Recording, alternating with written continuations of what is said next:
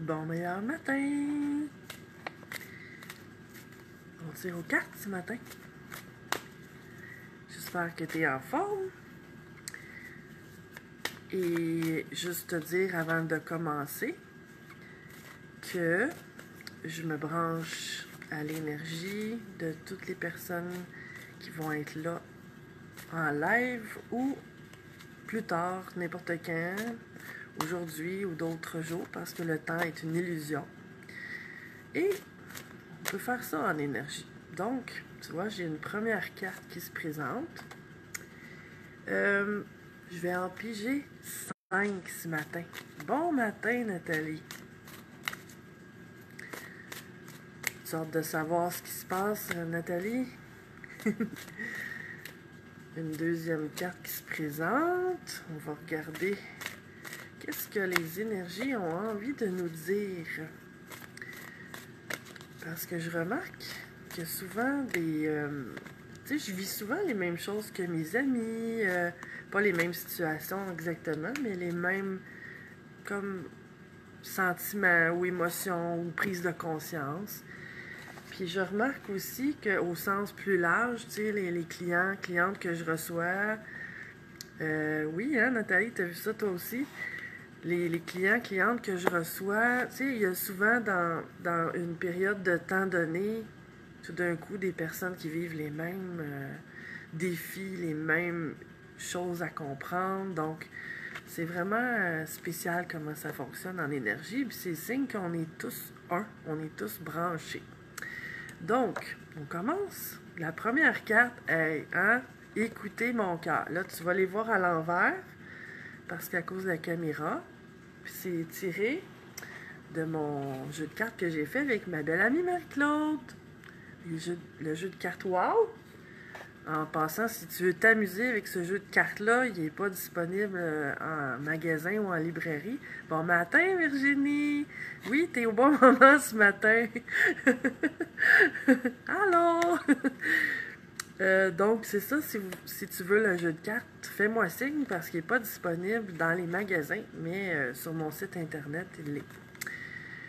Donc, on commence avec écouter son cœur. Donc, je te montre ici. On voit des chemins. Amour de soi, suivre les autres et écouter l'ego.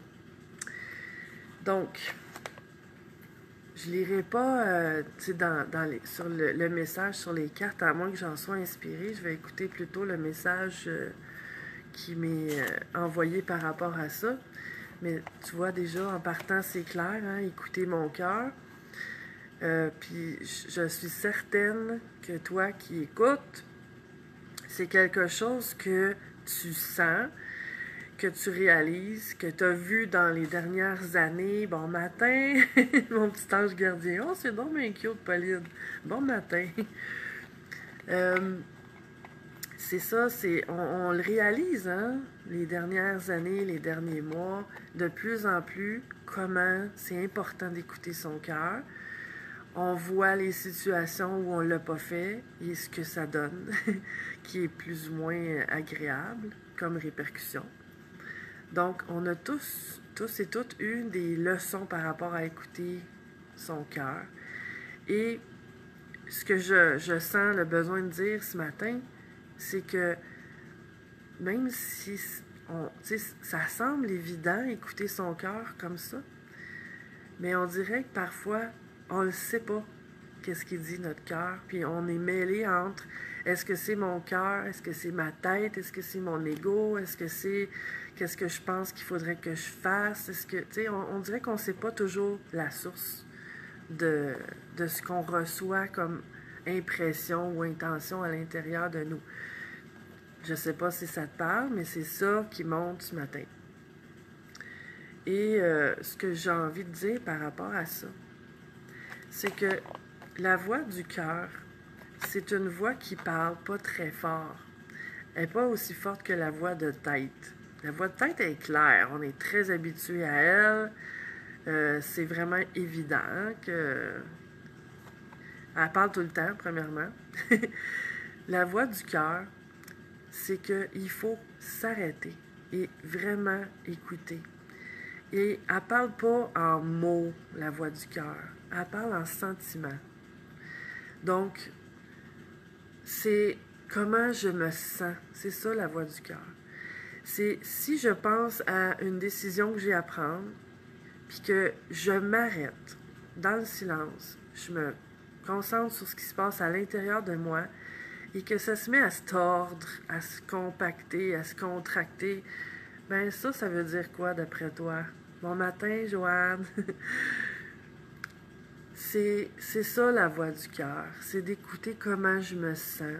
Puis si je pense à la décision que je veux prendre, puis que ça ouvre, ça circule, il y a de la joie, mais c'est le cœur qui vient s'exprimer. Tandis que la tête, elle, même après que le cœur ait parlé, la tête, souvent, elle va dire « Oui, mais... oui, mais t'as-tu pensé à ci? Oui, mais t'as-tu pensé à ça? » Bien là, ça vient de mettre des doutes sur la voix du cœur. Donc, perds pas de vue la voix de ton cœur. Écoute. Puis, tu sais, en même temps, ce qui montre là, c'est il n'y a pas d'erreur. Parfois, la voix du cœur parle, on le sait, puis on finit par écouter notre tête parce que les doutes ont pris plus de place que notre sentiment. Puis, tu sais, c'est correct aussi. C'est correct parce que parfois, c'est pour nous faire un petit détour, pour nous montrer quelque chose qu'on avait à voir. Et aussi, c'est à force de voir des choses comme ça, des expériences comme ça, dans lesquelles on ne s'est pas écouté, qu'on finit par comprendre à quel point c'est important de s'écouter et comment s'écouter. Donc, il n'y a pas de hasard et il n'y a rien qui n'est pas correct, en fait. Oui, souvent, on ne l'écoute pas, Nathalie, mais c'est ça. Je pense que, en fait, on l'entend, ou des fois, on l'entend, mais on laisse cette voix-là s'ensevelir sous les pensées, parce qu'il y en a tellement de pensées. T'imagines-tu? 50 000 à 60 000 pensées par jour que les scientifiques ont mesuré en nombre de pensées qu'on peut avoir dans une journée. Puis dans un 24 heures, là, on dort environ en moyenne 8 heures. Fait que j'ai pas compté, là. Je l'ai déjà fait par curiosité, mais diviser, mettons, 50 000 pensées en 16 heures d'éveil, là, ça en fait beaucoup à l'heure, hein? Donc, c'est facile que le cœur se fasse envahir par tous les doutes et toutes les pensées qui peuvent arriver, qui viennent mêler les cartes un peu. Mais quand on se ramène à qu'est-ce que je sens, mais c'est ça la vérité, en fait. Et la deuxième carte, je te la montre, c'est la carte de la goutte. Bon, ce qui vient par rapport à ça, c'est justement, tu sais, au début, quand on commence à écouter notre cœur, c'est du goutte à goutte. Tu sais, c'est pas facile de prendre une petite goutte d'intuition, de ressenti, parce que comme je venais de dire, est enseveli rapidement par les milliers de pensées qu'on peut avoir par jour. Et aussitôt que le cœur parle, parce que le cœur, il parle pas de rien de logique, hein? Il parle de sentiment, il parle d'impression, d'intuition, de ressenti. Et tout ça, le mental, pour lui, ça fait pas de logique. C'est pour ça qu'il contredit. Donc, la petite goutte de voix du cœur peut se perdre, dans le fond, dans l'océan des pensées. Hey, c'est poétique ce matin. Hein? Mais ce qui vient par rapport à ça, c'est qu'à force de l'écouter, la petite voix du cœur, bien, les petites gouttes se précisent, puis on vient à sentir là, que c'est subtil, oui, mais en même temps, on vient à la reconnaître plus facilement. Ça, c'est la pratique qui fait ça. Donc, c'est ce que cette carte-là me disait par rapport à la goutte. Et ensuite, on a la musique. Bien, la musique, mon Dieu, c'est un cours pour écouter son cœur ce matin. La musique, c'est une nourriture, la musique. Hein? Si tu as de la misère à écouter ton cœur, ben essaie de la musique douce, évidemment. Sors pas ton AC/DC, ton Aerosmith, c'est pas le temps. Mais de la musique inspirante, de la musique instrumentale, ou ça peut être avec des paroles, mais quelque chose que, tu sais, quelque chose de, des mantras ou quelque chose qui nourrit l'âme, parce que parfois la musique, elle vient, je vais dire, décristalliser. Tu sais, c'est des ondes, c'est des sons, on est fait d'énergie, la musique c'est aussi une énergie, et ça vient parfois résonner sur des choses qu'on a à l'intérieur de nous pour en faire prendre conscience. Donc, la musique, c'est un bel outil pour aider à écouter son cœur. Ça peut aider aussi si, parce que évidemment, si on veut écouter notre cœur, puis que la pensée n'arrête pas, c'est difficile d'entendre le cœur quand ça fait blablabla bla, bla, bla dans la tête.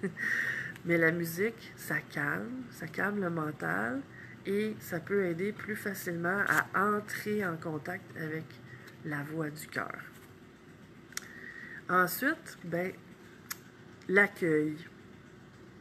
Et tu vois les mains ouvertes avec les beaux cristaux qui descendent de l'univers. Ben, ce que ça me dit, c'est simple, c'est en faisant ce cheminement-là d'écouter son cœur, c'est la récolte de ce que je veux vraiment dans la vie. C'est la récolte de, même j'ai envie de dire, de au-delà de ce que je m'attendrais à recevoir. Parce que je réalise que souvent, on ne vit pas notre vie. Parce qu'on vit une vie, bon, qui peut être basée sur tous les « il faut ». Il faut que je fasse ci, il faut que je fasse ça, qui sont des conditionnements que j'ai reçus ou acceptés de la famille, de la société, de mon entourage, de mon mental, de mon ego, et qui fait que finalement, c'est pas ma vie que je vais vivre, c'est la vie que je pense que je devrais être en train de vivre. Puis, ben, ça fait qu'en écoutant mon cœur, tu sais, on est tous uniques, On a tous une couleur unique, des besoins uniques, une vision du monde unique. Et c'est important, si on veut être heureux, d'entrer en contact avec ça. Parce que, tu sais, des fois, je donne un exemple, tu sais, ben, je pense, en tout cas, je peux supposer, mais il me semble qu'on a tous été élevés à, tu sais, que la vie, c'est, bon, on sort de l'adolescence, on rencontre quelqu'un, on tombe en amour, on se marie, on a des enfants, on a la maison, le petit chien, la clôture blanche, tu sais, là, le beau petit portrait. Puis ça a longtemps été la norme, mais aujourd'hui, tu sais, c'est rendu la norme aussi des gens qui n'ont pas d'enfants par choix, des gens qui n'ont pas de maison par choix, des gens qui ont décidé d'aller vivre dans un autre pays par choix. Tu sais, ce que je veux dire par ça, c'est, est-ce qu'il y en a une norme? La seule norme qui devrait exister, c'est la norme du cœur. Que si moi, c'est le chemin que j'ai envie de vivre, peu importe quel est ce chemin-là, mais si c'est quelque chose, un appel intérieur puissant, je pourrais pas passer ma vie à vivre autre chose sans être comblée et satisfaite de ma vie. Et c'est ça qui fait, je crois, qu'il y a plein de gens qui arrivent à leur dernière journée de vie ici, sur leur lit de mort, puis qui partent avec tellement de lourdeur et de tristesse et de regret, parce que là, il est trop tard pour entreprendre quoi que ce soit, parce que leur vie, ils l'ont passée à autre chose que ce qui les faisait vraiment vibrer. Donc, le chemin d'écouter son cœur, ça mène à pas avoir de regrets, ou en tout cas moins. Bon matin, Catherine, ça te rejoint? Bon, ben, c'est pas un hasard, je me suis branchée à l'énergie du groupe. Et la dernière carte, ça on entend souvent parler, le lâcher-prise. Excuse-moi. Bon, le lâcher-prise, qu'est-ce qu'il y a rapport? Parce que tout ça, ça fait une histoire, si tu as remarqué. Le lâcher-prise, quand j'écoute mon cœur, je te disais tantôt, le cœur, c'est pas nécessairement quelque chose de logique qui va m'envoyer comme impression, comme sentiment. Je te donne un exemple. Si, admettons, mon cœur me dit là, je sens là, qu'il faudrait que j'aille vivre au Pérou. Je sais pas pourquoi, mais je sens ça. Puis ça me travaille en dedans, ça m'appelle, ça me parle. Ben, ça se peut-tu que j'aille à lâcher prise sur qu'est-ce que les autres vont penser? Sur aussi la voix de mon mental qui va me dire, mais oui, mais voyons, tu peux pas faire ça. Il y a ça qui te rattache ici. C'est ça aussi qui est le défi quand on écoute notre cœur, c'est de lâcher prise et de faire confiance que, tu sais, c'est un appel qui est anti-logique. Et on est tellement habitué à fonctionner à partir de la logique et de la norme et du moule de la société, à moins qu'on ait une fibre rebelle forte, là. Mais c'est ça le défi de écouter mon cœur. Il y a des choses que j'ai à lâcher prise. Et ça va être personnel à chacun. Mais ce que je ressens, c'est beaucoup en lien avec l'opinion des autres. Bon, toi aussi, Nathalie, ça te parle beaucoup. Et non, il n'y a pas de hasard. Vraiment pas. Donc, ça complète l'histoire ce matin. Et c'est ce que je mets dans l'intention. C'est que peu importe ton chemin, puis il y a une chose intéressante qui me vient à l'instant. À un moment donné, j'étais dans cette phase-là de vraiment écouter mon cœur intensivement et c'était de sortir de les il faut puis les conditionnements de la société, ma famille et tout ça. Et là, je m'étais dit, j'avais eu cette pensée-là. Oui, mais hey, si je me mets à écouter mon cœur, admettons que c'est ça, il me dit d'aller rester au Pérou, puis que là, ça me tente pas, moi, de, tu sais, j'ai-tu envie, moi, de tout bousculer ma vie puis faire des choses qui vont me sortir vraiment de ma zone de confort, mais qui vont me déranger, puis que j'aurais pas envie de faire. Tu sais, écouter mon cœur, on dirait que j'avais peur d'être mise en face de décisions que j'aurais à prendre, que je voulais pas prendre, mais que mon cœur voulait prendre. Tu comprends? Et là, à un moment donné, ce que j'ai compris, c'est que la voix du cœur, là, oui, ça se peut que ça bouscule un peu mon confort, mais ça sera jamais rien qui va être dans le sens, comment je pourrais dire ça? Ça sera jamais rien qui va être contraire à qui je suis. Ça sera jamais rien, la voix de mon cœur me dira jamais de faire des choses ou prendre des décisions ou aller dans un chemin qui me rejoint pas. C'est ça le bénéfice d'écouter son cœur. C'est de se réaligner sur la vraie voie qu'on est censé prendre. Et comme je te dis, les mots sont limités, hein? Puis les mots sont sujets à interprétation. Mais comme je disais tantôt, il n'y en a pas d'erreur, il n'y en a pas de mauvais chemin. Mais c'est juste que si je veux vivre ma vie sur, on va dire, le meilleur chemin, aligné sur qui je suis, là, ben c'est d'écouter la voix de mon cœur.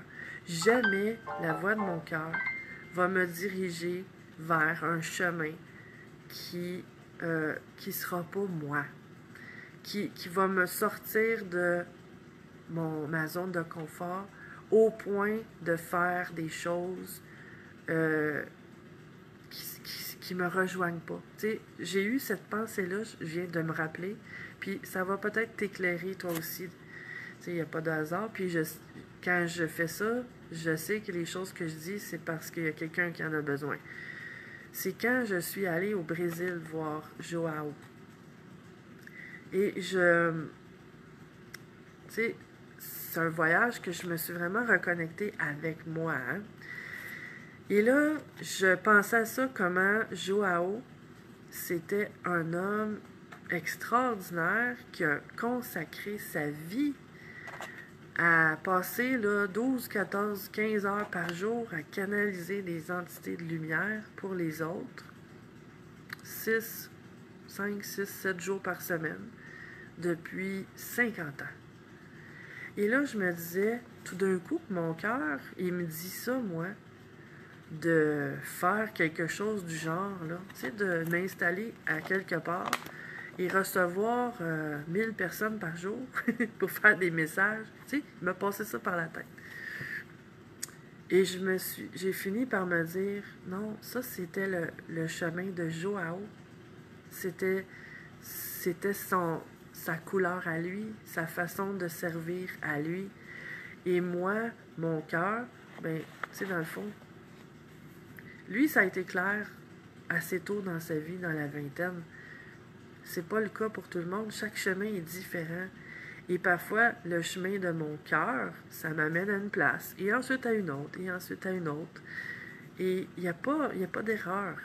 Mais, dans le fond, ce que j'avais vraiment envie de te partager ce matin, parce que je sens que c'est vraiment important pour enlever les peurs d'écouter son cœur, parce qu'il ne devrait pas en avoir, dans le sens où j'ai à faire confiance à mon cœur, que ce que mon cœur me dicte, c'est rien qui va me déranger. C'est rien que le chemin que mon cœur essaie de me faire prendre par l'envie, là, tu sais, le désir de faire telle chose.